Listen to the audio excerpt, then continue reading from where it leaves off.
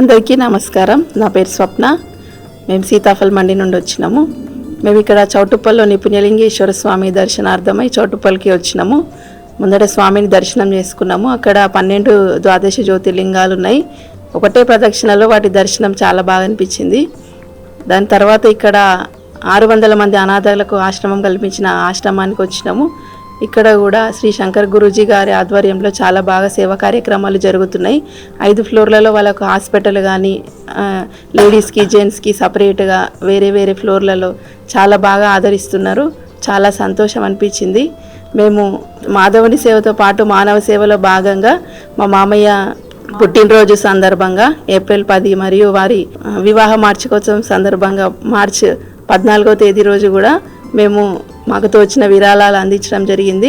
చాలా సంతోషం. ఇంతమందిని ఆదరించి ఇంతమందికి ఆశ్రయాన్ని కల్పిస్తున్న శ్రీ శంకర్ గురూజీ గారికి ప్రత్యేక ధన్యవాదాలు. మానవత్వంతో సాయం అందించిన మీకు కృతజ్ఞతలు తెలుపుతూ మీరు మీ కుటుంబం ఎల్లవేళలా బాగుండాలని శ్రీ పుణ్యలింగేశ్వర స్వామిని సేవాశ్రమం వేడుకుంటుంది.